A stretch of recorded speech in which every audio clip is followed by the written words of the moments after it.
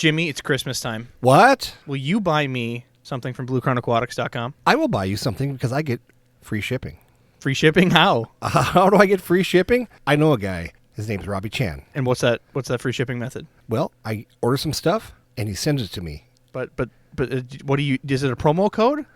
You forgot the promo code. Did I? It's Aquarium Guys on BlueCrownAquatics.com, and that's how you're going to send me my favorite beta, the alien beta. He's got betas now, doesn't he? He's got betas. I forgot he has betas. And they're brilliant and blue. And he's got some of the best shrimp food I've ever bought. I'll tell you that much. I've been selling... Did you eat it? No, I did not eat it because it looks like egg ramen noodles, kind of. Flattened out noodles. I like it. I mean, it's kind of snappy. I kind of figured you put it, with your tortilla and salsa. There we go. That sounds good. I'm glad you tested it. It's good stuff. Good stuff. Free shipping. That is a $45 estimate value. Oh, minimum of $45. Right, because it's next day shipping that he does for free. Yeah, it doesn't come over on the Mayflower. It comes over real quick. U.S. Postal Service. Straight from California. To your door. So this Christmas, when you talk to that fish nerd, you have no idea what to get him because, frankly, you don't know the hobby or, a little bit, and he likes shrimp. Just do that for Christmas. Get him some red and white candy cane shrimp. They're not going to be called candy cane shrimp, but that's what they are because it's Christmas time. It's Christmas time. Call them whatever you want. They also have the old snowflake, right? Oh, yeah. They have snowflake. Get some candy cane, some snowflake. We got to talk to Robbie, make him do a Christmas shrimp package. That's what we should have done. We can get that done yet still. There's still some time in the month. And we still got to name his new, what's he coming up with? He came up with that. Poop juice. Poop juice. Poop juice. That's what we came up with. He's going to have biological bacteria in a bottle. That's what you call it. I was trying to think of the proper name. I really hope he locks down poop juice. Poop juice. Well, now we have to talk about the charity and Ohio Fish Rescue. Again, these guys are fantastic. Go to their YouTube channel. You'll get to see exactly what they do on a day-to-day basis. And their whole goal is to take fish that need a bigger home and give it to them. They have over 88,000 gallons in their home, and they are their aquarium fish rescue for people that have made mistakes. It's their forever home. Don't buy a Pacu because it's going to, be bigger than my smart car, and instead support these guys. Go to their website, ohiofishrescue.com. Donate some money, buy a t-shirt, and the numbers on the top of the website. Give Big Rich a call and tell him you love him. Tell him you love him. Call him up late at night. He likes that best. Late at night. When we, we're going to do a podcast with those guys face to face someday, and I'm pretty sure that we're not going to come back alive. I think he's just going to punch us right in the face, and we're going to be dead. We're going to get fed to the alligator gar. Probably in small pieces. Yep. And what did Rich send us there? What do you got in your hand? Well, we got stickers. And what's that sticker do, Rob? Well, I hope it's going to go on my computer because that's what nerds do with stickers. No. What did Rich tell you that he'll give you the sticker if? No. Rich has special stickers. You're right. To verify stores to make sure that they don't sell Pacu so they don't end up in his living room. That's right. And so any pet store that wants one of these stickers, he'll send it out to you. And he just doesn't want you selling Pacus just because of all the problems that they cause. He will certify your store Ohio Fish Rescue approved. Correct. Well, I think we should kick the podcast. Kick it. Welcome to the Aquarium Guys podcast with your hosts, Jim Colby and Rob Zolson. Welcome to the Aquarium Guys podcast. I'm so excited. Christmas is coming, and Jimmy's going to buy me a gift. So what we've agreed to is that for the three aquarium guys here, we're going to do a Secret Santa to each other, right? And how it's going to work is I'm going to buy Adam a gift. Adam's going to buy Jimmy a gift, and Jimmy is going to buy me a gift. And we've agreed that we have to. Jimmy, agree to this, please. You have to keep it under $5,000. Really? Yeah, because I'm usually the big spender of the bunch, aren't I? Right. Yeah. Actually, keep it down. Right? I can keep it under $5,000. How much is a lap dance? I'm just wondering. I don't know. Adam? I don't know anymore. Yeah, he doesn't know anymore either, yeah. So I'm Rob Zolson. Hey, I'm Jim Colby. And I'm Adam Elnishar. You don't seem so sure of yourself tonight. He's not. He's not confident. He's bashful because he's nervous of what he has to buy you. Yeah, exactly. You're very difficult to purchase for, Jimmy. Me, I am really easy. Buy me some concert tickets and some beer, and I'm ready to go. So today we have a special guest.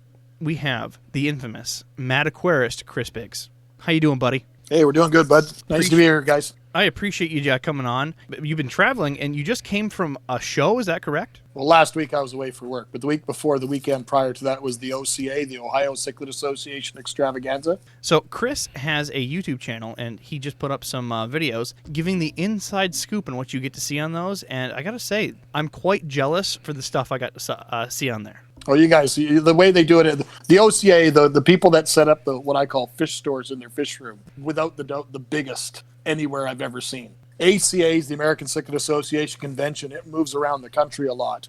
And some years it's huge too, but some years you don't know. That was pretty incredible. I mean, people were using hotel room after hotel room, filling it up with plants and fish. Any details to really get everybody hyped with? I saw someone with a rolling bucket of spider wood. It was crazy. Well, guys, and I mentioned it to my wife. I said, we can go to I'd love to bring you to a convention. And I showed her that, and she said, no way in hell.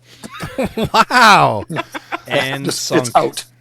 You apparently are married to my ex-wife now. So it's all over. All right, so today what we're going to go over, and we got Chris specially on for, is oddballs. So you guys have been requesting, especially some of the intermediate beginner aquarists, that... Hey, you're going to talk about oddball fish. Right. So you brought in me. I brought in the you. Oddball. Because I'm an oddball? Is that how it's working? Well, I mean, yes, but you have a very diverse knowledge. Like, when someone say Chris Biggs, that they're not just one specialty. You have a labyrinth of knowledge on a lot of different fish. So who better to spitball about oddballs? Pretty sure if you ask anybody, say, you ever heard of Chris Biggs, they're going to go, oh. Well, you know, either they're just jealous of your beard. All right. You know, I saw that. You know, on the YouTube, you're the mad aquarist. You seem pretty damn happy. You don't seem mad. No, that's because it's all the stupid stuff that I do. And if you've seen any, if you've ever had the opportunity to see any of the talks, I don't get often asked to speak at monthly Aquarium Society meetings, and I don't know why that is. Maybe it's because I'm traveling. I'm actually from another country. I'm from Canada, so maybe my ticket is more. But invariably, I get asked to speak at conventions all the time. And then it snowballs because lots of other clubs attend these conventions. And I'm generally brought in as the keynote or banquet speaker or late night talk, the humor-based talks and stuff, but still also interjecting a fair level of scientific type knowledge and stuff and making it fun. Well, hopefully you find a great home here. We love a good joke cracking. But we're going to go over oddballs today. And again, how we're going to do this is...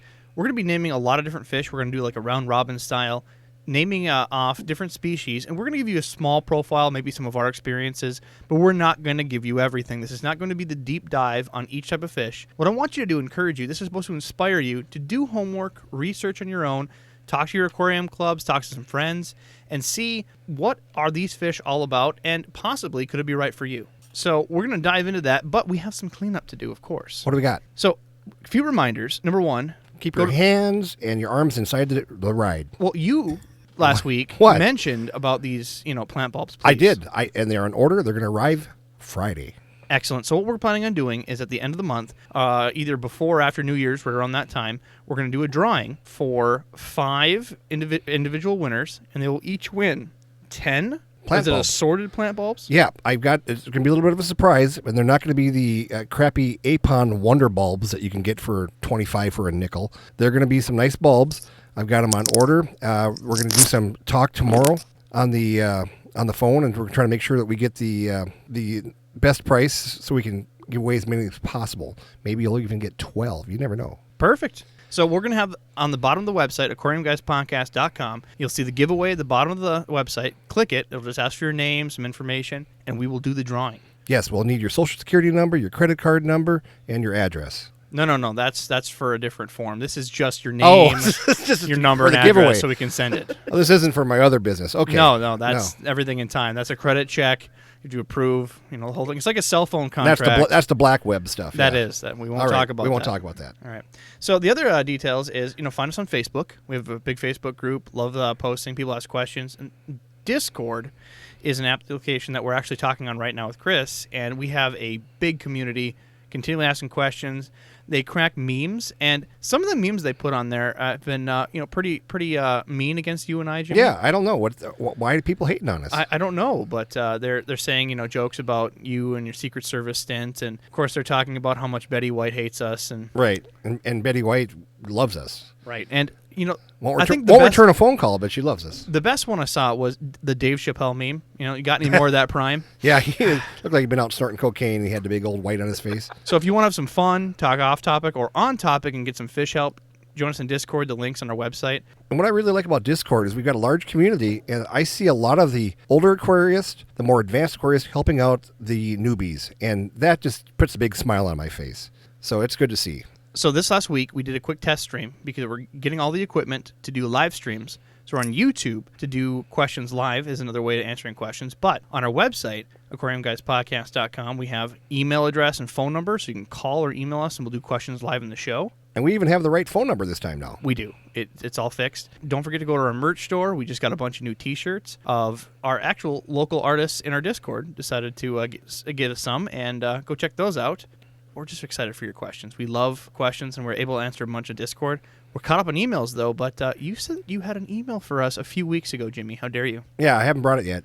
No? No, I still don't have it. I forget. I'm old, man. Whoever you are that sent a question, know to send it to our website's address. Don't send it directly to Jimmy if somehow you have contact I'm going to information. bring that email. I'm actually going to write a note on my hand so I remember. You're going to put a string around your finger, a little reminder? No, because the last time I did that, my finger turned black and almost fell off. I have so much to say, but not enough time. So let's get into the oddball segment. So first on my list, right, is... Platies. No. Glowfish. The first one I'm picking is the freshwater flounder. So people have heard about saltwater flounders. They've eaten flounders, but no one understands that there is a quote-unquote freshwater flounder. Now, it literally looks identical to a saltwater flounder. There's two eyeballs on the side. They lay flat on the ground, but they're actually brackish. They're not technically freshwater. So you get these in, and you'll find them from wholesalers randomly, and you get them in. They're about the size of a quarter is generally how you get them in. They're speckled, multicolor when you first get them in, and they work great in freshwater at a small size. As they grow, they're going to need more and more salt to get more and more of that brackish level. Otherwise, they will pass away. So as they grow, certainly add more salt to the tank or prep a brackish tank when they get to that size. Check these things out. Once they get to adult level, they'll change color. The eyes will correctly rotate. They're super fun. They'll bury themselves in sand. Certainly check them out, but again, anything that fits in their mouth, they will eat. At nighttime, if you have smaller fish that somehow get left alone, anything that swims by, they'll pop up and grab it. So do your homework. I've had them 12 inches, I think, as big as I've ever had them. I think they stay a little smaller. I think they stay about 10 inches normally. Certainly check them out. They're a fantastic fish and real weird. They're almost like a Placo and stick to the glass. And they're relatively inexpensive. They're not that expensive at all. Really cheap. So if you want to talk to your local fish store, I bet they're very willing to get them in. And is this the one they call tonguefish too? I've never heard them called a tonguefish. I've heard somebody call them a tonguefish, I thought, but maybe I'm wrong. That might I've be been a wrong thing. before. Yeah. So can you guys get them in the States? Yes, we can. Absolutely. Because that species has such extremely wide, it's not one species, but flounders, if you want to call it, just generalize it. They have extremely wide distribution, and they are native ones all throughout the southern states, going all through Central America and also into South America and stuff. They go all along the coast because they're brackish, they're estuary fish. So in Canada, that would be a fish we wouldn't probably normally be able to import. Sad day. But because they'd look at it, well, you want to know what's even funnier. It's not an oddball, but one fish that is not allowed legal import into the province of Manitoba, white cloud mountain minnows. Why? Well, you could just imagine the threat that they would pose on our native fish, because all of our native fish up here are very delicate. We have muskie, pike, rock bass, walleye, trout. These things are very, very delicate species. And they cannot handle aggression at all. So if something a white cloud got out established, whoa. Could you imagine, it just taking down two sturgeon? Exactly. It'd just be bedlam. A 5-foot sturgeon getting taken down by a white cloud. It'd be over. It happens all the time. So in that case, you guys must not allow things like dojo loaches or anything. No, I don't know. I don't know about weather loaches and dojo loaches, but honestly, same as you guys, the way the laws are written are not necessarily written by the most educated people in those fields. They're usually done by impulse. Same reason that you guys have no access to any of the Chana species. It makes no sense. That's a massive family of fish with there's some that could cause damage. And those have been brought in, but they sure as hell have not been brought in by the aquarium trade.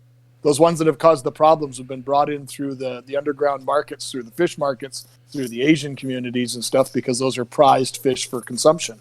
And those ones, Asiatic, Chinensis, all those big ones, that's where they have come through. Those are not aquarium. So you're saying I'm never going to taste it? The Chana Bleheri and some of those smaller ones, they're ideal aquarium. And a lot of them are wonderful fish to work with, wonderful fish to breed. They're colorful. A lot of them have everything that's to offer keeping aquarium fish. But just because they catch one snakehead outside of Washington, all of a sudden it's a bad thing. The whole family's banned. Smooth. Yeah. Well, back to the flounder. So when you talk to your local fish store, because again, you're going to try to source this from somewhere, The local fish store, if they know anything about it, they're fine getting these in because they don't have to set up a separate brackish tank because they get them in small and they'll sell before they get too big. Certainly, they're cheap. They'll be able to get them in if they're in the United States. Check them out. They're a fun species and stick to almost anything. So, Adam, what do you got? I've got half beaks. So I like the half beaks. I've tried to get golden half beaks from Jim Forever when I had my store, and I never got any. I got them. I think, Rob's got them. That's how that works. It's not who you know; it's who Jim likes. Exactly. You pissed him off. That explains quite a bit, Jim. Now. Yeah, it also explains a little bit about your whole octopus endeavor. Whoa! That's another podcast. That's another No podcast. spoilers now. Shame. We do have one in the can that we'll bring out here. Story time. It's called Story Time. And if you want to hear how stupid Adam is, I mean, we all know it already. Hey, be nice to him. No, I've known Adam since he was 15 years old. And Actually 12. What, were you 12? Yeah, 12. Wait, did he come down your chimney? No, I did not come down anybody's chimney. Oh, but anyway, so we have a new podcast that'll be coming out here in the near future, and it's called Story Time. And it's about silly stories that have happened to all of us, good, bad, or indifferent.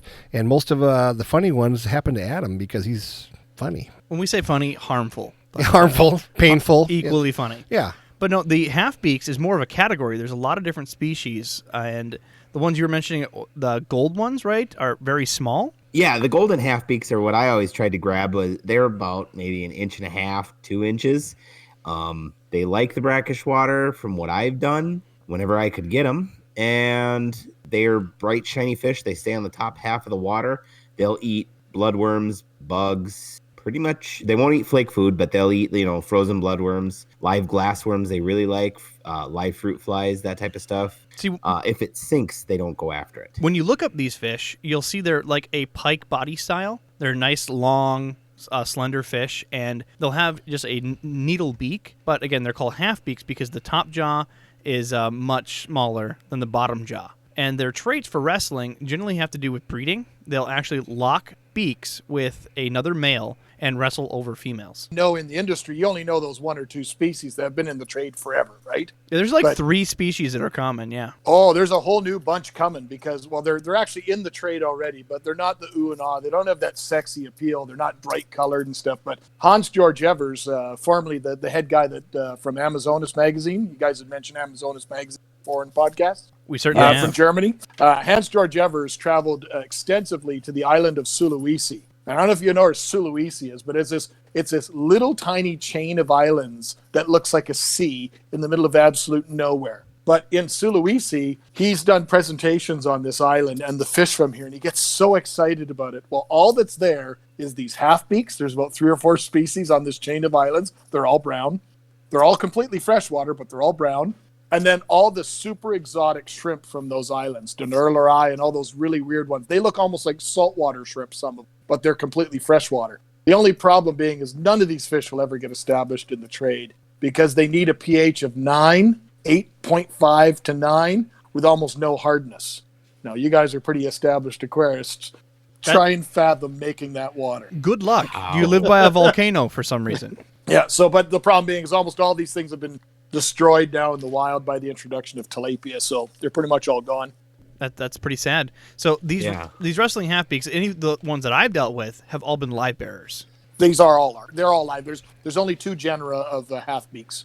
So the only experience I've had is with the smaller golden variety. They're generally a white body with maybe a little bit of color on the tail, and they have like a golden shimmer to them. They stay 2 inches relatively.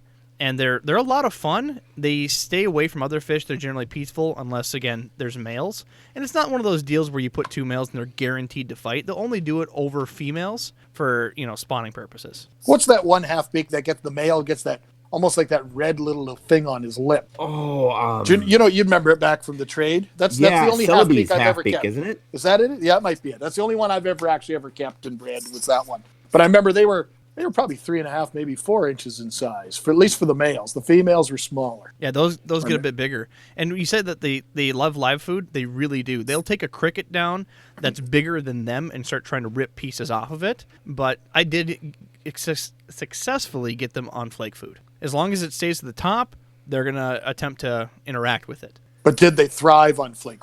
Mine did. I bred them on There? flake food. I think was that's, lucky because enough. that fish has been established in the trade for a long time. It knows what the problem with engineered fish foods, and that's what they are, is actually getting the fish to actually realize that it's food, right? The food's there, the food quality's there, the nutrition's there, it's sound, but it's just getting the fish to actually recognize that it's food. Right. And I actually did have to do a little bit of training. It wasn't overnight that I did this. That you actually have to take a tweezer with some food, hit the water surface, kind of like you're training a beta to go on pellets that have been wild beta caught. They'll see that surface tension wiggle, and it actually they'll hit it just for the sake that it's trying to imitate a bug. Once they did that, they'll dither, learn, meaning they'll see another fish eat it, then they'll give it a try. So after that, it was all downhill, but I had to at least get it started on flake. And the reality is, several of us are older school aquarists back in the day, and even still today for some of these oddballs, is almost all of them are still wild caught, right?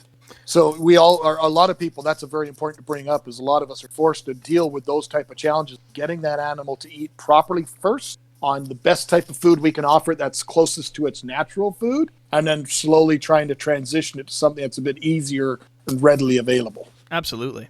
And when you're saying dither fish, you mean like a fish that has already eaten his food, correct? Correct. So one fish will see another fish eating flake and give it a try. Because I've been having some pretty good success. I've been bringing in some discus from China, and I bring them in, and they don't know what flake food is. But I usually keep one discus left from the last batch, and when he's eating flake, within 2 days they're eating flake and they're doing fine. And I've had very good success with these particular type of discus. I've also brought in a lot of Tony Tan discus. That's what I have in my own aquarium upstairs. But the Chinese discus that I've been bringing in have been the best bang for my buck, so I'm able to make a few dollars. Well, shame on you for not having live blackworm, established and ready for them. I do have live blackworms, but I went to the doctor and I got rid of them. So. Oh, thank goodness. Yeah. All right, so Jimmy, you were pretty excited when we got this list together. What is your first fish? My first fish is the South American leaf fish. And the reason I like the leaf fish so much is dead or alive, it still looks the same. I feel like you've gotten burnt in the past getting these shipped in. Yes, I've gotten burned many times on these. I had a customer up in War Road, Minnesota, who was bound and determined to have every type of leaf fish known to man, brought in, and he wanted to keep them all together. And the South American leaf fish is what he had the most success with, I should say. And he would bring them in, and they're brown. They look like a leaf. They got a pointed nose, and they're more of a brackish type fish. And so you need to keep a little salt with them and stuff. But once they are in the tank, man, they are just wonderful little fish to have. And I think they're just spectacular, and you don't see them anywhere. So a lot of these oddball fish that you hear, they're mainly unknown because people don't want to give brackish a try. Brackish is a really easy thing to maintain. You don't have to have hard mass amount of salinity. It's just adding some salt to the tank. So when you do water changes, simple test, add a little bit more here and there. It's a very easy thing to do, and there's so many fish that can be brackish that are normally fresh, like mollies. Mollies excel in a brackish environment that are normally kept in fresh water. I just brought in 75 sailfin mollies this evening. Went up to Fargo, went up to Schmelt Airlines, and picked up my fish, and they're sitting in a box in my home, and I still have to go put them away when we get done with this podcast. All right, so we're on a 2-hour timer is what you're saying. I don't care. I got all night. Excellent.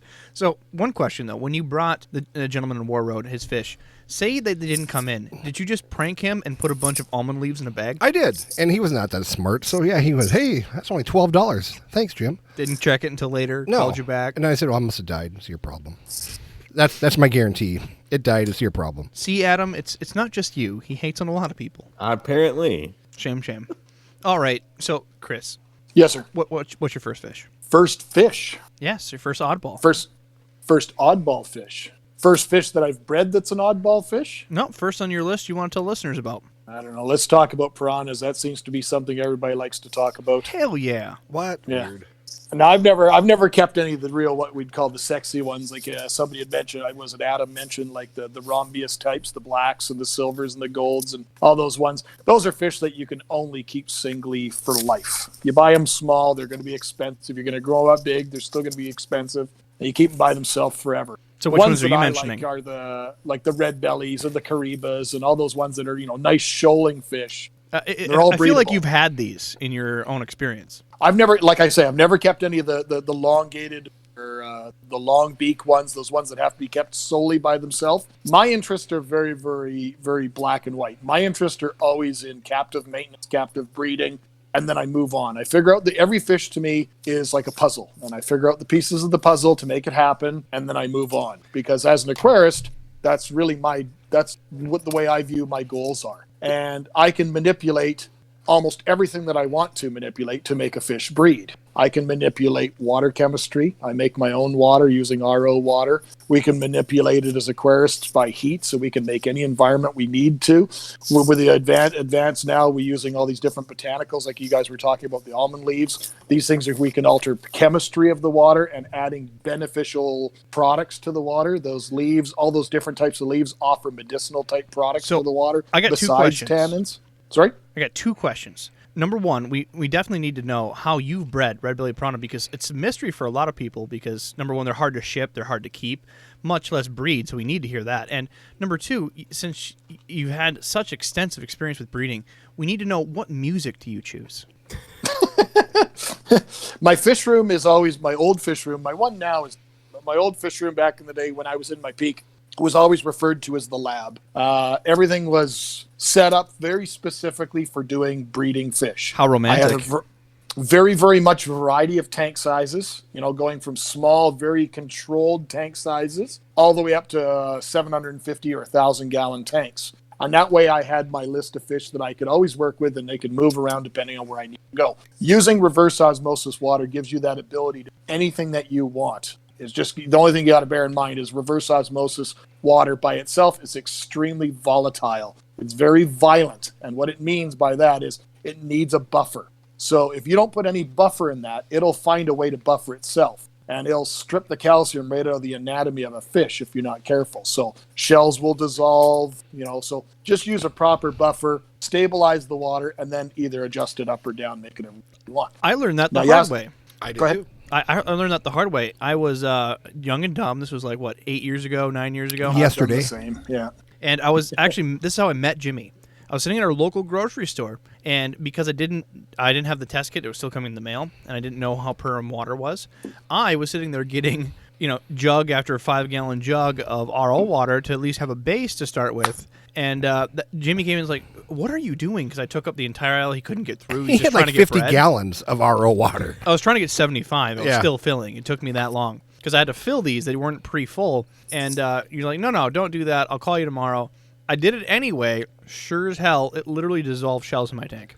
Yeah, I did the same thing with a tank full of Amano shrimp. I brought back a large group of, I think it was 100 Amano shrimp from Rachel O'Leary one time, and I added them to a 120-gallon plant tank, and within a day, every single one of them was dead, and I couldn't figure out what it was, and it was simply because I never buffered that water chemistry at all. I did the same You thing. just have to stabilize it, that's all. Yep, I did the same thing. I had a 125-gallon tank. I had about 75 breeding adult angelfish, and I did a water change with too much RO, and the body slime came off of it like snot.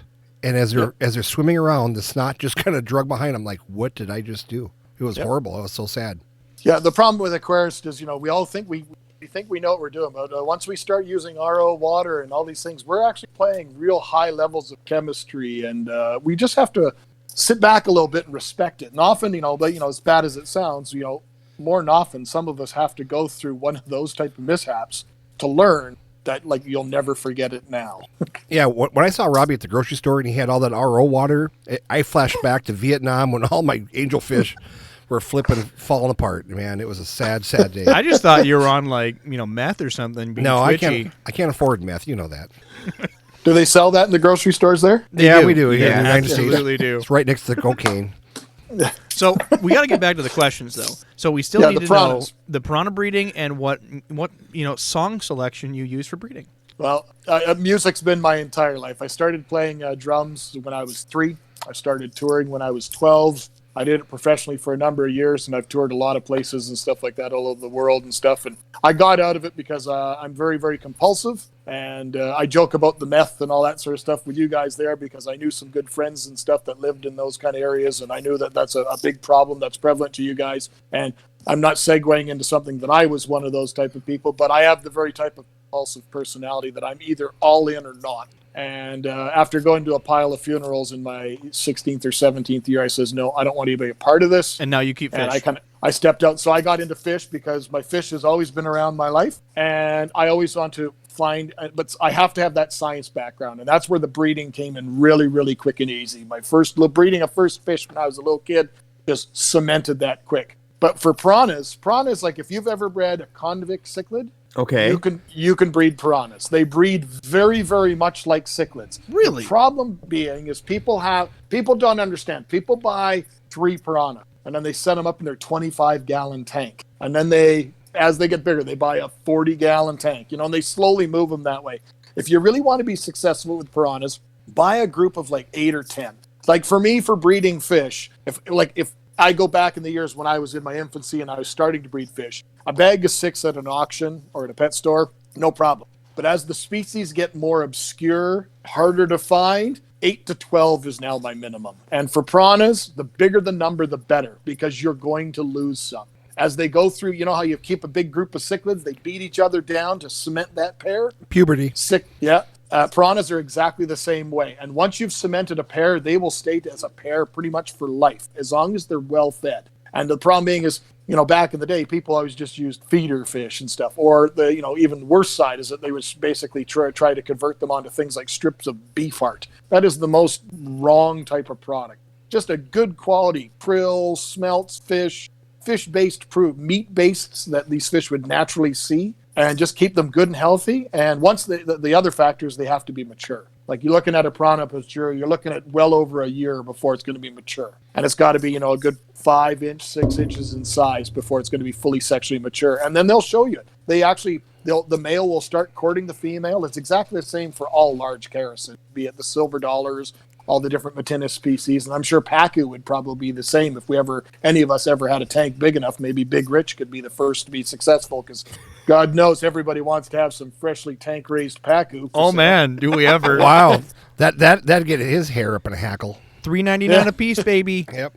But the piranhas the male will start courting the female. And if they're in a school in a 180-gallon tank, the male will start courting whatever female he wants. They're not like other characins where they just kind of come together and gush and stuff just goes everywhere. Like some of the cyprinids like barbs and stuff and koi. These guys actually form a pair bond, and then the male will start courting her and bring her over to an area in the tank, and he'll build a nest. He'll take detritus and leaves and litter that are in the tank and make kind of a nest for her. I don't think the nest actually shows any benefit to it other than it's just an isolated kind of an area. There's no visual barriers like he has to be behind a wall of driftwood or rocks. It just becomes this visual thing that they creates this kind of a nest. And then they'll spawn, and the male and female lay non-adhesive, kind of gelatinous kind of eggs. And then they will take care of them. They will watch the eggs, which is very uncharacteristic for a characin. Normally they don't. Silver dollars, they come together in the tank. The courtship is identical. They don't build a nest, but they'll come together and they'll spawn, and they'll release milt and eggs at the same time. And if you have in my 750, when I was working with some of the silver dollars, when you get like dinner plate size silver dollars spawn in a big tank like that, it's really adult looking and it's gross.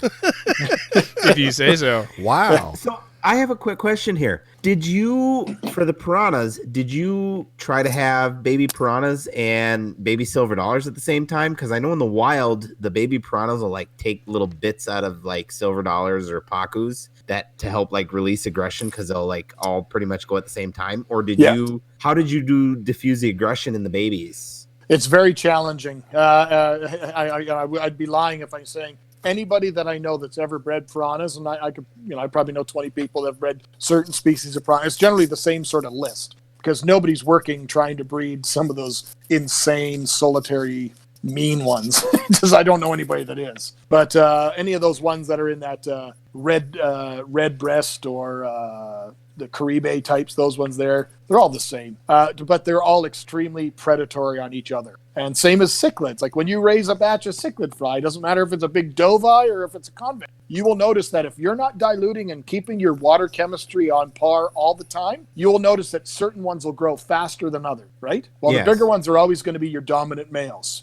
So if you want to greatly reduce all of those type of factors, biggest factor that I think that is ignored by most people that just don't get it when they start evolving and trying to breed other things is water. And the one thing that I always had a massive advantage on was that my entire fish room was fully automated and water changes were automatic all the time. Now, you and all four of us could do water changes of the same rate of the same volume of tank. One would do it once a week, one would do it once a month, one would do it every 2 weeks. I'm doing it every single day, but a much smaller amount. So none of those hormones or that chemistry builds up. Do you get what I'm getting at? Yes. So those dominant ones that are growing up, the males are releasing hormones into the water. So it's chemistry, and they're releasing these products into the water that inhibits the growth of the other ones. So if you can keep that water parameters, because in the wild, you wouldn't see that. You catch almost any fish in the wild, you go and catch a cloud of fry, they're almost all going to be the same size. But in captivity, you get these irregular growth patterns all the time.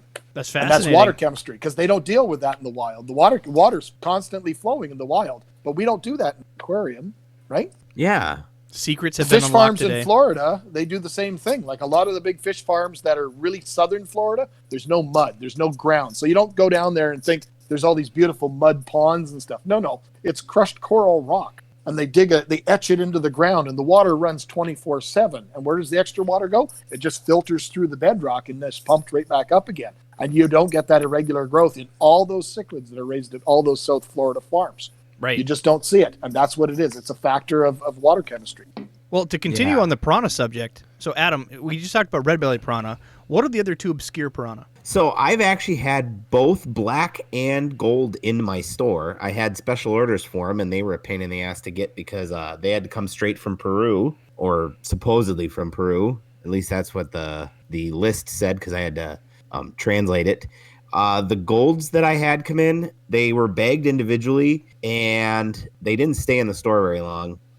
They were all special ordered, but I did keep one in the store, and it was in a 10-gallon tank by itself. And anything you come near the glass, boom, it just tried to kill everything that it was near. The gold one and the black ones too. And they were in like the darkest tranquilizer water that you could. What's that tranquilizer, like red? Yeah, I can't think of it. I just call it trank. I know what you're talking about. Yeah, they were in the darkest colored red water that you could get for the trank. And they still, like, this thing was bagged like 5 or 6 times, and it still ripped through 3 of the bags. Have you never brought in a big one, though? No, I never could get them. Oh, Smith, the local wholesaler here is a good friend of mine. He brought them in regularly. He'd get in this one called, I remember the last one called a diamond. I don't know. Oh, I've seen those. I don't know the common names of it. It had blood red eyes, and the thing was just like pressed metal and livered. It was stunning. But it came inside the fish bag was like a gas can, like a camping gas can with all these holes punched in it. It was like this perforated gas can that had this hole cut out of it. And the fish was thrown in that inside a bag, and then it was in a wooden crate. And I'm like, what are you sending here? But he always saves those type of things when he brings those random weird ones, and he saves them. He says, "Oh, I got a treat for you. Come see what I got." If you can find a picture of that would be amazing to put on social media. Yeah, well, he had the same thing when he brought in the electric eels. He saved those specifically for me because he thought it would be fun. Yeah, I've seen some of those come in, and it's like a ice cream pail with a lid on it, with a bunch of slots in it, and it's floating around in the bag. In a bag. Right, and it's genius because I can't tell you how many times I have put a piranha in a bag and then picked it up off the floor 30 seconds later because it went right through the 3 layers of bag and newspaper. Yeah. Well, that's how they ship the red bellies. They take a big box, a foam cooler. They line the cooler in newspaper. Then they put 4 thick, hefty bags and then dump shredded newspaper in hopes that they won't puncture 3 of the 4 bags. Yeah, when there was a guy down in southern United States I used to buy him from, and he would take a garbage bag and cut it like confetti and throw it in the tanks, or actually in the bag with the oxygen in the fish, so the fish would have somewhere to hide. And those goddamn things, you'd buy 50 of them or 100 of them, and 75 had one. Yeah, 75 had one eye, and 50 had no eyes, and there was 2 fat ones, and they're happy, Yeah. And wild caught piranhas, like even just your common red belly, the wild caught ones versus anything you're going to get from the farms in Asia that are captive bred, we're talking 2 entirely, vastly different fish. It's like a pet store Oscar versus a wild Oscar. Wait, there's a big difference? Oh, huge. Oh yeah, Huge. It's a pet store Oscar is like owning a basset hound, and a wild Oscar is like owning a wolf. Yeah. Huh. Yeah. Right now, I can purchase wild Oscars that are caught. They're paying people money to go out and actually physically fish for Oscars out In Florida? In Florida, and Yeah. it looks like somebody first, took them out of the wild and then drove a truck over them. And then punted them down the road, and then drug them behind a car. They are so beat up and so scarred and so ugly looking. So Walmart Oscars is what you're saying. Wow, there we go again. Hey, they're no longer doing fish. We can crap on their parade. All right, but yeah, But have you not? None of you guys ever had experience with actual wild Oscars? yeah, just the ones that I've gotten out of Florida that are just I have once. ugly. I have once. Wild Oscars they're very waspy. They're cryptic. They hang up in the shallows near the leaf litter, and they kind of dart out at stuff. Versus a pet store Oscar, or the Oscars that are in the trade, they're like owning a dumb puppy. They just sit there and stare at you until you feed them, and they train you to feed them all the time. Yeah. But the wild ones are not like that at all. The wild ones, if you go back in the days and start looking at the literature, you look at what the actual wild Oscars patterning looked like. It's all broken up like camouflage for them to hide in amongst the leaf litter and all the trees on the riverbank. And that's where they find their food. Because an Oscar only gets to be about a foot. So in the wild, it's probably only going to get to be about 8 inches to 10 inches in the wild. But if you know what the Amazon is like a giant channel. And all the giant pilmodellid cats, all your predatory cats, they own the Amazon. So every other fish that's from South America hugs the walls, so to speak. Keep your your little apistos, they're in the leaf litter, buried under a leaf for their entire existence and all the stuff, and then they get a little bit bigger. But that's where an Oscar lives. He lives just, in a foot or two of water, in amongst all that leaf litter and in amongst all those submerged trees, so he could feed on all those little fish. Because if he went out in the open water, the Oscar's food. And it's pretty shallow, right? Where they're at. What, the Amazon? Yeah. Where Well, no, the I mean where the Oscars are. It might only be 3-4 feet, 6 feet, whatever. I'm sure they have a zone that they kind of work within. But as well as I do, all the catfish, they come out predominantly at night, and that's when they come out and hide. So all these, these trees and branches and all that stuff that we put into our tank to make them look like, oh, I'm making the Amazon. Well, that's also the shelter that these things need. If not, every single fish in the Amazon would be gone. The catfish would just eat them. Yeah. Gobble, gobble. Red-tailed cat gets to be 6 feet. A Paraíba gets to be 9 feet. These things can take down a fair bit of fish every night if they want. It's taller than you, Jimmy. Yeah, everybody's taller than me. Yeah. One of my first memories here of I was down at Florida Fish Farm. I think I actually was at 5D, if I remember correctly, quite a few years ago. And I asked them about if they raise their own Oscars, because I had somebody who wanted, at that time, longfin Oscars were just becoming a thing. Boo. Hey, Yeah, I second the boo. I'm just telling you a story. And so I said, hey, you guys don't have any longfin Oscars. I got a customer looking for them. And they said, no, but you want to see where we breed the Oscars? And so they took me, and they had an entire greenhouse. The entire thing is probably 75 foot long and maybe 30 foot wide. And there was a walkway down the middle. And what they had done is they took each half of the greenhouse, and they had lined it with a pond liner and brought the water up to a depth of about 2 foot.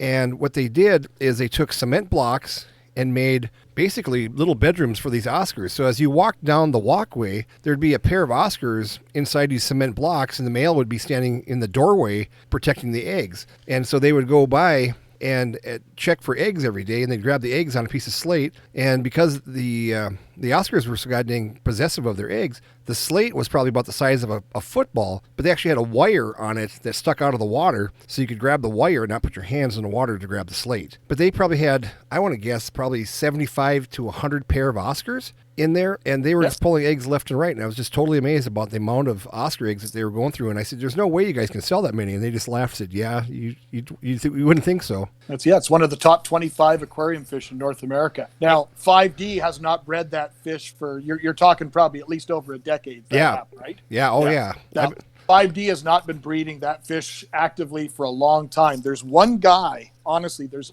one guy in Florida that controls the availability of Oscars for all of North America trade. His name is Patrick. He is I call him like the mad scientist. This guy is amazing at what he does. I've been to his facility a few times. I've never been able to be there when he's in actively raising, which is the one thing I definitely want to do.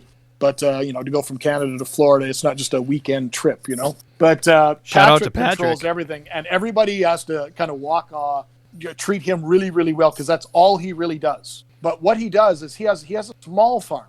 For a Florida size, he has a very, very small farm. But what he does is he breeds them, like you saw, in smaller controlled conditions. He strips them, and then his hatchery is literally the size of a double car garage, and they're only like 10 or 20 gallon tanks from memory. But his entire hatchery is run on liquid oxygen. It is insane to see it. He will have 1,000, like an entire hatch, in a 10-gallon tank where it looks like water was added with a pet or a turkey baster or something. There's just so many fish in that tank. But he pumps this liquid oxygen through the whole thing, and he provides almost 90% of the Oscars for the trade. Seagrass and all incredible. those people. It's all coming from this one guy. It's insane. Yeah, I didn't know that. What is liquid oxygen? I'd never heard of it before until seeing him. I've never heard of this liquid oxygen or whatever you're saying. What is that about? Well, I don't know how to explain it even further. Like, I saw his place, and he's the one on my YouTube list. I have a series called the Aquatic Masters series, and it's basically wherever I travel, I want to be able to go and sit down with somebody that has something to offer that's different or unique. And Patrick has been in my top 10 list since I started. I just haven't been able to make it back to actually sit him down and go through it. He's somewhat temperamental. He likes to do different stuff because he's a super passionate aquarist. And he started working with tigrinus catfish, and he started working with zebra plecos, and he started breeding a whole bunch of different weird L numbers just because he could and other people couldn't. I don't think that's a factor on the. He's the guy. I call him. There's two guys down there. There's him and there's Andreas. Andreas is another one you really want to pick the brain on. Andreas owns a BioAquatica. This is the guy that breeds all the clown loaches for the trade. He breeds different synodontis catfish. He's the one that anybody in Florida is working wants. If the Florida fish aquaculture says, we want to introduce a new fish this quarter, and they can't figure out what it is or can't crack it, they give it to Andreas. He's the one that's cracked so many fish for the industry, far and above anybody else in North America. I just want to point out he's a displaced Canadian. There you go. There you go. It's the maple syrup. That's what it is. Oh, absolutely. Yeah. So before... Go ahead, Adam. Well, I was just remember that one fish that we used to get in, where the females and the males, the guy would just what the heck were they wrote, and the guy would he wouldn't let a single female out. All we'd get was the males. Oh, I think they're at that time. I think they're called dace barbs. Is that No, what they were? you're probably talking about what like you're talking late 80s? No, and then about Mid 90s. mid 90s. I'm wondering if it's Melanitania praecox, because Heiko Blair was the one that discovered the praecox dwarf rainbow, and they were distributed only through Equil Water Resources, which now is Seagrist. And they actually sent out a full-page flyer of the beautiful neon blue with red fins, but no pet store for the first year or two ever got a female. They always got these full-colored males, and it was stunning. Is that the one you're thinking of?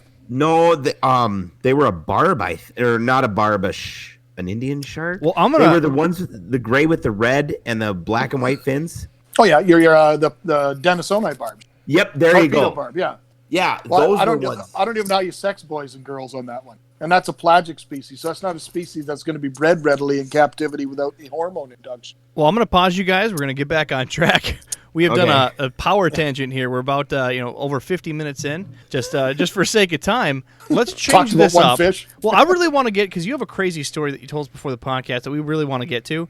So what I'm going to do is I'm going to try to shotgun some names. And again, this podcast was intended to go over oddballs. So we're not giving you the full scoop. We're giving you some names. We really encourage you to do some research, see the pros and cons, and they're oddballs for a reason. So find that reason to see if they have a specialty need, specialty food or environment. But certainly check them out, do your homework, and see what you can find. So what I'll do is I'll go through a few details of my list, and we'll just finish up the list, and then finish up with Chris, and we'll talk about some heart attack, maybe. Huh? Wow. All right, he's in. He laughed. There we He's go. laughing. A lot of these fish we were talking about are Not dead. are brackish fish. And I encourage people to start up a brackish tank, because a lot of these cool fish that we're talking about tonight are brackish. Right. So And they're fun. They're fun. So next few on my list, I'm going to try to shotgun these out, is the red barracuda. So most people associate barracuda of either the car, if you're Jimmy, or the saltwater fish that people actually try to catch for sport. They get quite large. They show aggressive to shiny objects. But there is a freshwater variety that has a hue of red to it, and they stay quite small. They'll grow 8-10 inches. Certainly check these out. They need special requirements. Again, most of the stuff in the oddball list, you don't see them because they have special requirements. These are very skittish, and you have to associate them with a normal pike you'd fish with, right? They like to be undercover in some weeds. Anything that swims by, they'll go out and strike and try to catch. That's this same type of fish. So if you have an open area aquarium, they're going to act skittish. When you walk by the tank, they're going to dart away and disappear. They're going to get easily stressed out. So keep the light a little dimmer and make sure you have nice, tall, planted aquarium so they can literally hang in the leaves and wait for some creature to go by. These are normally kept on live food just because any type of barracuda needs to have that striking behavior. It's one of the few fish that I have yet to see anybody successfully completely convert over to pellets. And even if you do pellets, you should still find some way to give it some sort of a live food on top of it. Because they still need, just for that behavior, for their own health, they need to be able to strike something. And just from their nature being a barracuda, don't have smaller fish with it. They will disappear or get hit. You never know. But check them out. They're fun. The ones I've gotten are pretty hardy as long as you can keep the light dim, tall planted tank. Next one on my list is the African butterfly fish. So the African butterfly fish looks like, I don't know how to explain it. I've had these many times, and if you have a happy, healthy African butterfly fish, they're a cork at the top of your water, completely motionless. If they're at the bottom of the tank swimming at all, you're not doing it right. They're stressed out, something's not right in the parameters, they're sick. If they're happy, they will simply float in the corner of your tank and wait for something to hit the surface. Their pattern very camouflage-like. They have a very unique leaf-like fins and spines that hang from them. They're just part of their normal fins, and they're a very fun, can be a larger fish for your freshwater aquarium that will leave most everything completely alone. They're there to look for live prey or anything that hits the surface. So I've had luck with these because, again, anything that hits the surface as long as you're dropping or making a motion, using small floating pellets work really well with these as long as you're making a bit of a splash and training them on it. They're fun, but if you expect that you're going to sit there and enjoy and look at that fish, you got another thing coming. They're going to be a cork if you're doing it correctly. My wife thought for the longest time that it's dead, and nope, it just keeps getting fatter and happier and just doesn't move. Kind of like me. Kind of like you. If you were a fish, you'd be, bright pink and up on the top, but this is at least, camouflage. Wow, that hurt. You people suck. I'm sorry, Santa. All right.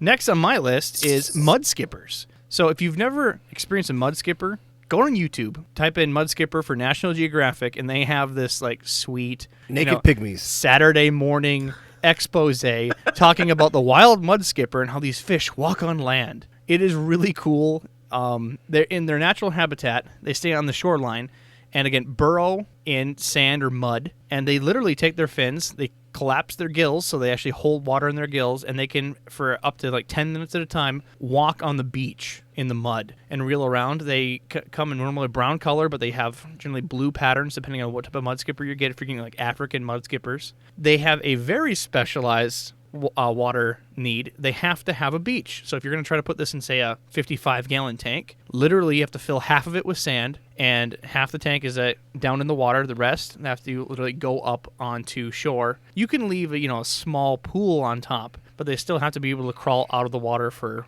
proper behavior. What do they eat? I've had them eat pellets. I've had them eat crickets.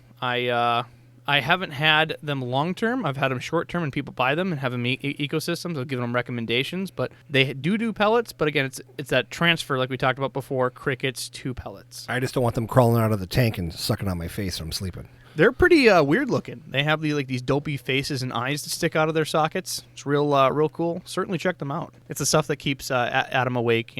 He thinks it's a lizard and gets excited. No, I know better about mud skippers. Next on my list is marbled handstanders. And to be honest, I have to ask you guys more questions about these because I have not had these except for one variety. There's a lot of different handstander varieties, and they've been talked about as being aggressive. So it's just... They're headstanders, not handstanders. Yeah, they're headstanders. Well, see, that's why I've only referred to them as handstanders, and I didn't even get that. No, headstanders. Gotcha. So clearly even using the YouTube links as reference. But Don't believe everything you read on YouTube. the dum-dum. marble variety is the Yeah. only one I've seen, and I know that these are in river systems, and they have to be kept with a lot of motion in the water. So have any of you guys tried these? Because I'm not that knowledgeable on these, quite frankly. I've never kept that one, but I've kept a similar species like Anostomus, which is a much more elongate, has an upturned mouth, and has it's bright yellow and black stripes. The whole length of the body gets to be about 6 inches, and all the fins are bright red. But it's a scale eater, so it sits there just ripping scales off every other fish in the tank. I've got one of those at my house. Really?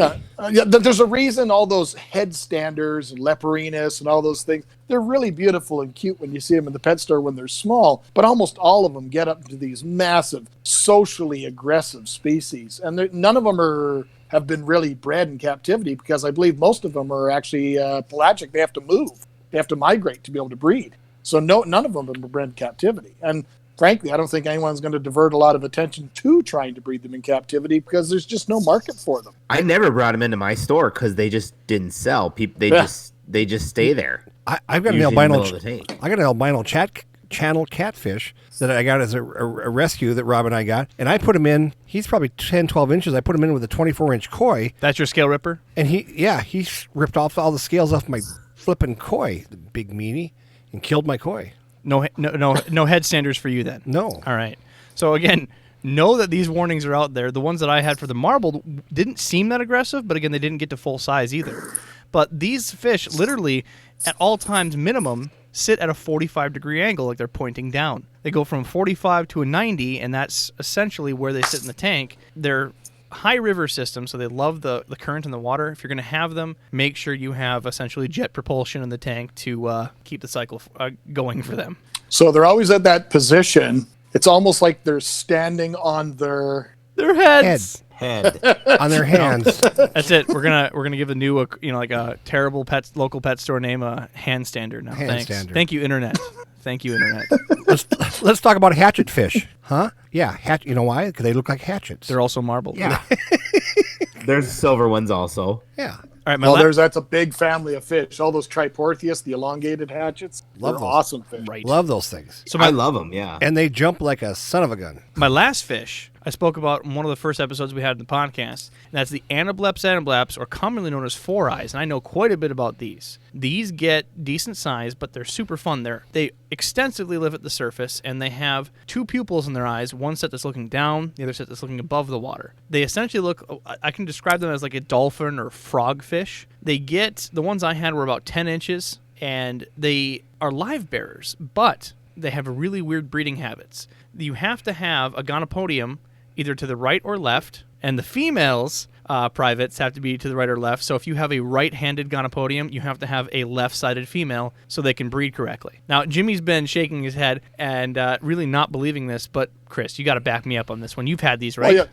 What's even more important is you got to think, if none of these guys besides yourself and myself know what this fish looks like, you got to think it from an evolutionary standpoint. Somebody really doesn't like this fish. God hates this fish. It's not attractive at all. It's gray. It's chubby. It's got a stretched out body. And as you say, it's got these bisected eyes so they can look independently above and below. And not only that, let's make it hard for it to mate. It's like the fat guy at the bar on Saturday night. Like, you've got to wait for the last pickings. On a Tuesday terrible. night. Does your wang Yeah. curve to the left? No, I'm not into that. Everybody Wang Yeah, Chung yeah. tonight. You can't go on Saturday because that's when the new comics come out, right? So Oh, Lord. So somebody has punished this fish for no reason whatsoever. God hates this fish. they really are fun, though. They jump up and down in the tank. They interact and socialize and play. And when they're sitting on the surface of the water and their eyes stick up, they're adorable. They're so ugly, they're adorable. I love the hell out of these fish, and I got a pretty penny for them. I'd still have them today. And I just And they're a true estuary fish, though, so they do need very, very specific water chemistry. And Yes. I want to ask Rob, because I know the answer to this. So you had a huge tank for this thing, and how much did you spend for this tank at Walmart? So I recommend on these tanks because think of the fish. What kind of tank do you have, Rob? I'll get to it. The fish need surface area. They don't need depth, a lot of depth. They just need surface area. So you go to Walmart, right? You take a $10 bill out of your pocket in the summertime and you go buy yourself a plastic kiddie pool. Oh, Lord. That's like $40 Canadian, just so you know. Just, for yeah, reference. that's like the transfer rate. $700 European, yeah. Right, something like that. And it's just deep enough, and it has a crazy amount of surface area to keep a nice, pot of 4, pot of 6 in there with plenty enough room. Really a fun fish, but you can't have them in a normal tank. There's not enough surface area. You have to have something like a kiddie pool or a pond. He invites me over. He's all excited about these things. Go to see him. You got to see him, Jimmy. You got to see him. So I go on over, and there's a freaking pink pool in the middle of his living room with these cockroach of fishes. I just wanted to stomp on them because they're staring at me. They're literally, move and they'll stare at you. The fish has a lot of problems in the trade because it's not a popular fish. One, it's visually appealing in the fact that it's very different. But I think the average aquarist will lose that appeal quickly because they can't keep a lot of stuff with this thing. You got to think about it. It's a soft-bodied, it's not scaleless, but it's a soft-bodied, doughy fish floating at the surface. Any fish at all. It's a silver turd. It's a With turd. eyes. It's a silver turd with eyes. They just can't handle any aggression. Where this fish lives is protected by these mangroves and these little estuaries where it doesn't have any competition from anything. So it lives out of life. So if you're willing to set up a kiddie pool or, like, as you say, a very big tank with big surface area and work with them and breed them, that's good for you because that fish should be in the trade, but it's never going to ever have mass appeal. It's wonderful when you see it at a public aquarium. They're impossible to find, and when you do find them, they're going to cost a bit. But if you do, they're so much fun to breed because they will birth live pups, and the pups are a couple inches when they come out. They're big. Yeah. They're big guys. So if you find a male with a left one and a female with a right one, and you could interconnect these things, then you'll have pups. You'll have pups. Well, that's the challenge. And it's only a couple. Like we talked about the prawn. You can't just go to the pet store and buy, okay, I'll take this male that's hanging to the left, female that's going to receive to the right. You can't do that because that's not natural selection. He might not like that one. So you got to buy like 6, 8, 10, 12, whatever, and hope that, they kind of... You get one pair, maybe. Yeah, you were lucky. Did yours breed for you? They did. They'd breed, but then I had to sell them pretty quickly. But again, you're not going to get a lot of babies out of them. They're huge. You're going to get at most 4. You're not going to get a lot out of that fish. Yeah. It's not a good retirement plan, is what you're saying. No, it's not an investment fish. It's just a fun, weird. They brood and keep their pups close. It's a weird family system, and they'll stare at you forever. Yeah, and if you want your friends to make fun of you, get some. All right. What are the last you have on your list, Adam? Well, the only one that I really wanted to talk about was elephant nose. These are one of my favorite fish. They are basically, I don't know if you'd want to call them blind, but they use an electrical organ to sense around them. They are difficult in they only literally eat like live blackworms, frozen bloodworms, that type of stuff. I have not gotten them to eat anything else. But one thing I found out is they like toys. So you have to give them stuff to play with. I would go and I'd put bobbers in my tank and little balls of aluminum foil until those got tarnished. So I went to bobbers and they would play with the bobbers at night. I would raise a lot of nocturnal geckos. So I'd look in my tank and there my one elephant nose was playing with all the bobbers because he would just get bored otherwise. And they're very intelligent fish, and I highly recommend them. I'm going to try and I have an idea on how to breed them, and I kind of want to get a big group of them. Chris, have you ever worked with elephant noses and bred them or anything? I've never bred them, no. I've worked with them a few times over the years. They're not a fish that is ever really in Canada since like the early 80s, late 90s, early 80s, early 90s. Since being prevalent at all in the trade at all. The problem is getting fish out of the domestic Republic of Congo is challenging at best. It's not an area of the world that, has a stable economy. Yeah. It's always at war. Or a stable trying government. to get a fish exporter because you have to send them, you got to send me $2,000 and you just send it away and you'll never ever get any fish. That's just the norm of dealing with a country like that. So if you're a wholesaler or importer and you've got a good connection there, great for you, but it's not a fish I see very often. Breeding it in captivity though, there's a lot of questions that I would pose with it. I think that fish is going to need an environmental crash. That's something that's going to be like a trigger. Like when you think South American fish all have triggers that breed them. And we either need one trigger or many triggers, depending on how far away from wild the fish is and, how specific its environment is. But they're all things that we can control. And with West Africa and stuff like that, we could probably do those same things. And what I mean by something that's going to crash, same with like clown knife from India. I know it's not related whatsoever, but they breed like cichlid. And the way to breed a clown knife is grow it up big and mature and then have an accident, meaning your heater sticks on and cooks the tank to 95 degrees. And all of a sudden, boom, that's a trigger. Because in the wild, the water's going to start to dry up, right? Some of these areas, these little isolated pools and stuff, where a fish like that has no ability to defend itself whatsoever. Its eyes are so diminutive, like you pointed out.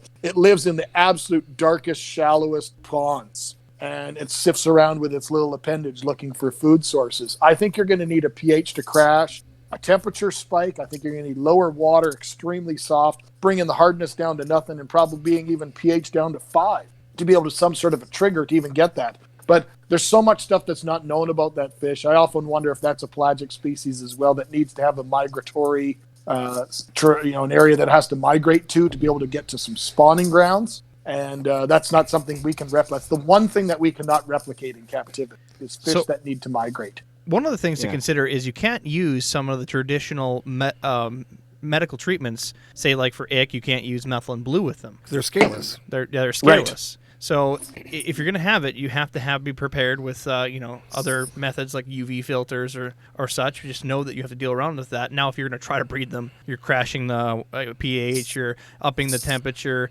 They will get stressed out. Now you have cases of ick or something else, and you have limited ways to treat them as well. So it's going to be difficult to say the least. And let's talk about the most important piece. They look like Gonzo the Muppet. They do. All right. Like it's Gonzo. frankly They're a creepy. great fish, though. It's creepy. Well, that is one fish that I can tell you with honesty that in Florida aquaculture, they have been trying to work with it, but it's been kind of put on the back burner because nobody has had success. And what I mean by that is even some of the top fish breeders and the scientists have been trying to work with it. They have tools in their arsenal that hobbyists just do not. And they've adapted tools using products that are from like the salmon trade and the trout trade that are hormone induction. And I've seen how it works, and I've seen how it happens with fish like clown loaches, some of the different Synodontis cats, black ghost snipes, SAE. all your red tail, rainbow sharks. All those fish are now bred commonly in Florida, and it's all hormone induction. These things are not done on their own. They're literally hauled out, injected like they're giving them heroin quickly with a dirty needle and thrown back into the vat. And that has been done with the different types of morbids, like that one and your dolphin and stuff like that. And none of them have been receptive to it. And that's honestly the only thing that I can think of off the top of my head, that group of fish, that Ovaprim had no success rate whatsoever. So it's a bigger piece of the puzzle that we're still missing. Now, Chris, I got a quick question on the elephant nose, and I don't know if this is true or not, but I heard that Germany used to keep these elephant nose in their tank where the water supply came in and out the other side of the tank to keep eyes on their water quality. And if the water quality diminished, then the elephant nose would be stressed out and they could watch that. Have you ever heard of that? No, but they're probably out of all the freshwater fish that we think of in captivity, they're probably in the top 5 or 10 of the most delicate fish for dealing with water. I don't know how they when they got imported back in the day. I remember selling them at the pet store, but you never ever heard of a customer keeping them for any real length of time. Like nobody ever came back 3 years later and go, "Oh yeah, they're doing great." That just doesn't happen with that fish. See, I read in an old book. I have some book from like the 1920s or 30s written on papyrus. Yeah, but on a cave wall.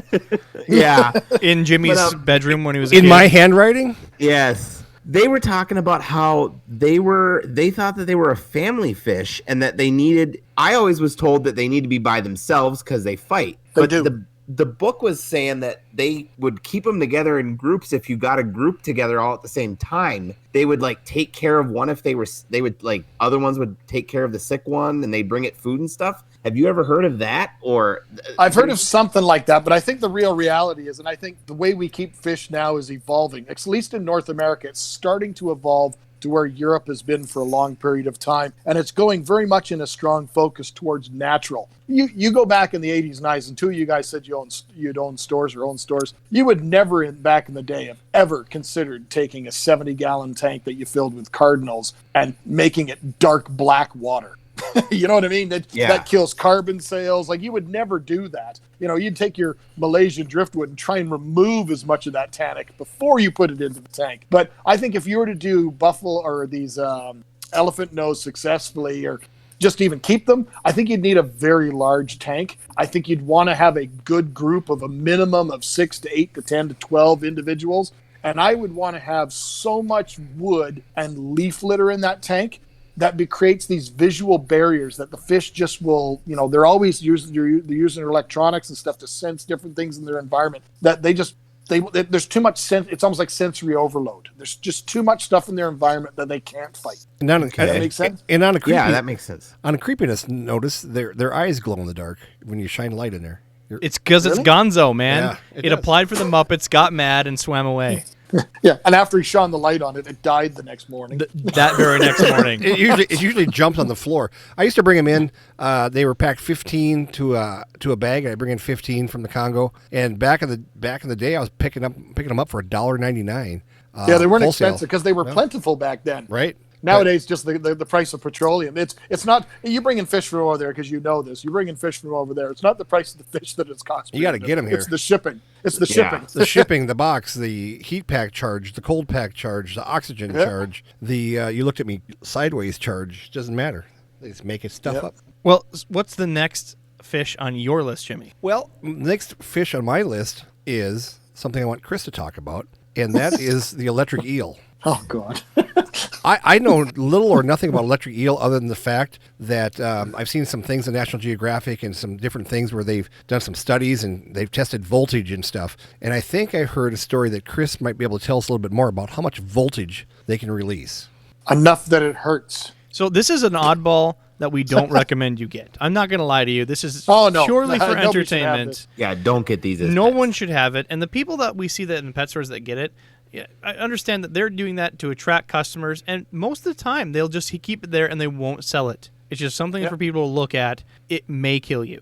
The aquarium I just saw, you guys might have seen this too. I just saw on one of the social media platforms that one of the big public aquariums actually is using their electric eel to power the Christmas tree at the public aquarium. I just saw this past week at Tennessee Aquarium or something like that. I saw it as well. You guys saw it? I saw it as well, yes. Yeah, but the big zoo in Berlin, and I know I've seen it other places, but at least that one's fresh in the mind because I was actually working on a video pertaining to dangerous animals just the other day. And the zoo in Berlin has about a 3 or 4 foot electric eel in a perfectly set up tank, and it has a voltage meter above the tank. And you're sitting there watching the fish, and as it goes through its environment, it'll be kind of poking through the leaf litter and stuff like that. You'll hear these little volts, and they amplify it so you can hear it. And you see these little spikes as the animal searches for food. It sends out these little pulses, almost like a sonar, to try and search for things. Well, my only experience in working with one was we had one years and years and years ago when I was younger working at a pet store.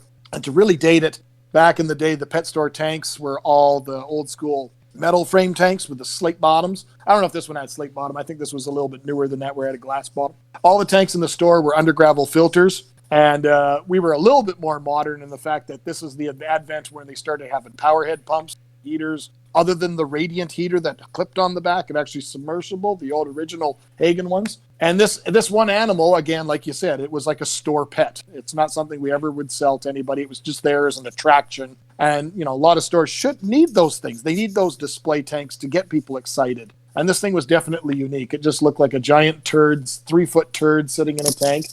And it would constantly short out the heaters and the power heads. But once a week, I would work in his tank without any issue. I knew it was electric, but I thought more along the lines of black ghost knife and elephant nose and those sort of things. I didn't think like touching both fingers onto a car battery type electric.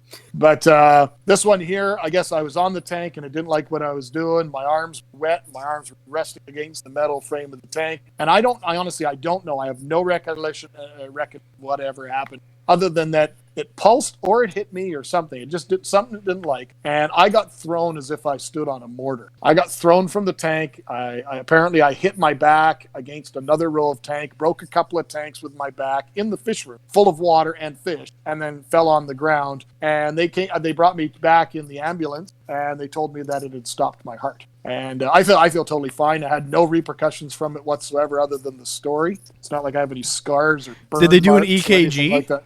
I think I went to that once I was at the hospital. But we're talking, this is like 88, 86. I don't really remember all the details. I just remember a couple of people have told me over the years, you meet an old friend from years ago and they ask you about that, So the details are a little bit hazy. So maybe there was some permanent damage. We don't really know. Well, the good news is that you've got 4 kids, so we know you weren't sterile. So that's still working. But, I would caution if anybody wants to keep these is I suggest a wooden handled net. Lead gloves, grounding shoes, what was it? A lightning rod to plug in the ground outlet of your house. Well, I was in the behind the scenes. I think it was the Belle Isle Aquarium a couple of years back because I was speaking to Detroit, and I'd set up this thing with a curator and stuff, and we were all there back behind the scenes, and it was literally the only tank that was marked, and all the tanks back then were all like cinder block tanks and stuff. These giant. It's an ancient aquarium, and it was the only tank in the entire building that had all these warning signs all around it. Like, what do you think's going to happen? No. Let's have some beers and play with them. Let's go for a swim. I've seen these be fed before, and it's super crazy. They'll put, feeder goldfish or whatever they're trying to feed, which, again, I don't recommend. I'm just explaining the story. They'll put the fish in, and, again, you'll hear it because they'll have a lot of times, like zoos will have these things magnified so you can hear it like you explained before. And You'll just see the fish, and it'll get close. They won't really touch, and it'll just, like, stop swimming. Just, like, frozen, and then he'll just come up and slowly eat it. Stunned. Just like, oh, look, there's food, and just slowly gnaw on it. No reaction, no nothing. Just grab it and move on with his life like nothing ever happened. It's the But they send out creepiest enough thing. of a pulse of current to stun that animal. It's almost like, have any of you guys ever worked with biology departments or anything where you've ever done studies and used an electroshocker in a river? Yes. No. Yeah, that's fun, eh? It is, because all the fish just come floating into the top. It's It good. just stuns it, and all of a sudden, everything in a 20-foot radius just comes directly at you quickly. Yeah, there's studies on these. These things grow many feet. In the wild, there's you can look this up on National Geographic. People getting hit by these, entire gators dying from these, just hitting them because the gator decided to bite the eel, thinking it's food, and it just instantly dead and fried. There's an episode of like Steve-O and the Wild Boys, or one of those type of shows, where they actually went down to Brazil, and they were actually in this area. It was only like a foot of water, and it was an area the size of an average house. And there was an electric eel in there, and you could see these guys started not liking it because they'd pulse every once in a while. It's good. It's right. It's a riot. I think they even clamped their nipples with it, if I remember correctly, like battery cables. And they tried to shock some small ones, but it's crazy. Not a fish I recommend to literally anyone. And if you do, please do your homework. What is that? Before you told me before, Adam, of a recommendation of broken heaters. There's a rod you can get. What was that rod? Titanium grounding probe. So if you're going to Awesome do this, item. Yeah. buy yourself a grounding probe. It's a metal rod that you put into your tank, and you literally do plug it into a grounding outlet in your home. And if you're going to keep this fish, probably the only safe way to do it, because it'll redirect all the electricity to your grounding outlet in your home. But let's just say that your house wasn't rated for however many volts this giant, electric eel can dump out, and it just burns your lines. That's probably a real conversation. It's a horrible thought. Those grounding probes, I used to sell them all the time when I worked retail, because if a family came in, you're always looking to enhance the sale, not oversell, not sell products that aren't required. But if they're willing to buy a proper heater, an extra $20 for a grounding probe made common sense to me, because that's a life and death. That's an insurance policy. If your kids are helping you with your tank, and you go to put your hand in your tank and you don't know if that glass is cracked on that heater, it's worth it, right? Your life. You only have one of them. I've used them all the time in all my big tank, like my old 750 that we had at my old place and the new 12-footer we're going to build at the new place. The grounding probes go on automatically because I go in them. Yeah, it's not a matter of if, it's a matter of when. Those are eventually going to burn out. And you've heard some stories from, popular aquarists. I think, Joey, King of DIY, he lost some stingrays, priceless stingrays, just from heaters burning out. Yeah, it's the old $30 heater kills a $3,000 fish story. I hate heaters. $20 rod, and you're good to go. Yep. Well, you mentioned, we were talking earlier today about your that cooling system. I listened to one of the podcasts on the tips and tricks about the cooling system. Righto. Well, I thought of something else, and it's not my idea, and I'm sure it's not his idea either, but a good friend of mine in Ohio, for his 1,200-gallon tank, and his video comes out, I think, the day after Christmas. His 1,200-gallon tank, he heats for free. And how he heats this tank for free is he has a hot water tank that uses natural gas, the clear-out valve at the bottom of his tank. he actually put an extension onto it so he can add something to that line. So he tapped into a water line, a hot water line, anywhere in his basement, because his tank's in his basement. So he did it in the ceiling before his fish room. He tapped in that line and put a 100-foot roll of PEX attached to that line. And then that roll of PEX, he left 90% of the roll of PEX in his sump for his 1,200-gallon tank. And then the rest of that line goes into his utility room, goes to a cast pump, which is wired to a thermostat, and then it returns from that pump directly into that pressure release valve at the bottom of your hot water tank. And when that sensor, his thermostat, calls for heat, it turns on the pump. And the pump runs hot water through 100 feet of coiled hose, like you said for your chiller, just in reverse, in his sump until the temperature of the sump water and the tank water is that whatever he needs it to be. And all it does is it basically is making his hot water tank maybe 3, 4, 5 gallons bigger. That's all it's doing. And if you live in an area with hard water or anything like that with problems, the hot water tanks often fail prematurely because of sediment. He'll never have sediment because his tank is constantly being agitated in his hot water tank. He's had the same hot water tank as long as I've known him. It's been two dozen years. And PEX is a wonderful thing. If people don't know what you're talking about, PEX is a very heavy plastic hose that you could use. They have 3 different types of PEX now. And one of my buddies is in construction, and he just educated me last week on the new types of PEX that are coming out. But PEX is a very heavy hose, and what's wonderful about that is if you're remodeling your house, it's easy to run these through your walls, and they're very flexible, and you don't have where you're trying to take a copper tubing and trying to what do you call that when you solder when you're trying to solder with a hot gun in your walls and stuff. PEX, you just take a metal clip and you spank on there with a special crimper, and it's relatively not that expensive. And like you said, PEX is just a wonderful thing. If you have not tried using it, absolutely go out there and do your research and try to figure out how it can work for you. It's the fish keeper's dream. You can buy those little fittings they call shark bite, and literally you just cut the hose to length and pop it into this fitting. Yep. I'm same as anybody else that's used it. The first times you go from using copper to going using PEX, you're terrified thinking there's no way this is going to work. But I've never had a piece of PEX ever fail on me. Yep. And the coolest thing about his system, like the one that you guys talked about with in your tips and tricks with the cooler, is that water's not being contaminated in any way. It's a 100% enclosed loop with the hot water tank. And it's a giant radiant heater, and it's free. It didn't change for him to heat his giant 1,200-gallon tank to 83 degrees for his South American biotope. It has not cost him more than $1 a month on his hot water bill. Right. That's insane. Yeah, and even the new PEX they've come out with, that PEX has a memory, and how you put that one on is you put a pliers sort of tool inside the PEX, and it takes and opens the PEX up. You run the PEX on your fitting, and it shrinks back, and it has a memory like that. Wow. And that's cool. I just watched it on This Old House the other day, and they were showing that, and I was talking to Ty about that, because he's in construction. See, I need more hobbies. I'm a fish guy, IT guy. I should definitely transition that into fish, construction or woodworking. Yeah, let's talk about trying to get my fish room for Alexa to run my fish room, like you were talking about. Exactly. Yeah, let's Which works talk great. about that sort of stuff. More actual working in your fish room. It's okay to put your hands in the water. It is, yes. Yeah, there's a friend of mine that did a YouTube video in Chicago, and Alexa does his water changes for him. And I'm like, really? What's the point? I can't even get Alexa to do the dishes. Alexa, go watch my fish for me because I'm too busy. Well, that's a problem with the automation. We even mentioned on the auto feeder on that episode, don't use the auto feeder every day. You need to interact with your fish, know what's going on. So automation can only go so far.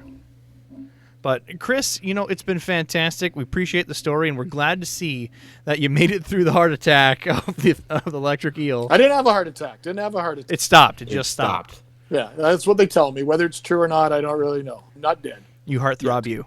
Yeah. Well, so you have not dead and not sterile. There you go. Yeah. You built a reputation. You go to these expos. You're a public speaker.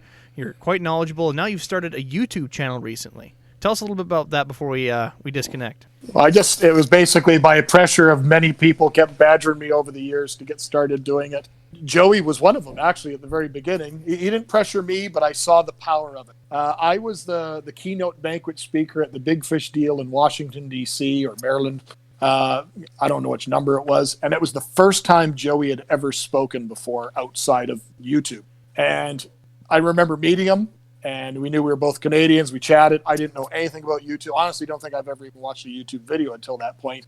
We chatted for a little bit, and that day we went to the convention. The first night, Jeff Cardwell did a talk. He does what I call National Geographic talks. He's an amazing speaker. He collects all over the world. But his talks are bird, river, dog. Here's the truck we took. Here's the dirt road. Here's where we stayed. Here's the food we ate, that sort of stuff. Wonderful, wonderful presentations. He's known worldwide for them. And then Dave Schumacher from Dave's Fish did a talk. And then Joey did his first talk, and it was like an inspirational talk, and it was legend. And then then Saturday, the same format, the same three guys, and then I followed it. And Joey brought to that convention, just by him being there, probably at least an additional third of the amount of people that were there to see him. And when I came on after all those talks that night to close the kind of convention down before their big auction, there was probably 750 people waiting. It was without a doubt the biggest convention I'd ever done. And that was at my infancy when I first really kind of came back doing it. But crazy.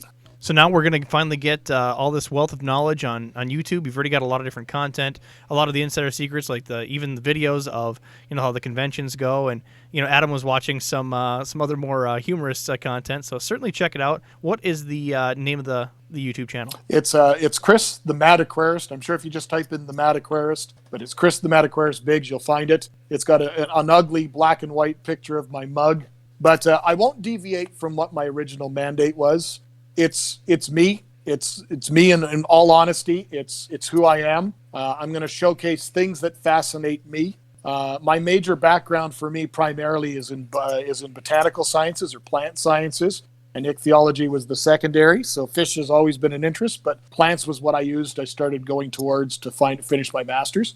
So I want to try and showcase fish, reptiles, plants, but things with a bit of a twist. I don't think anybody out there wants to see a 30-minute video on how sexy I think an oak tree is. It's not something that's easy to do a video of, but the tree of death, poison ivy, or some really volatile plant from Madagascar, or mimosas, the little sensitive plants, pitcher plants, all these things are carnivorous. Those things I can tell a story to. And then same with fish species that have a unique little twist or a story behind them.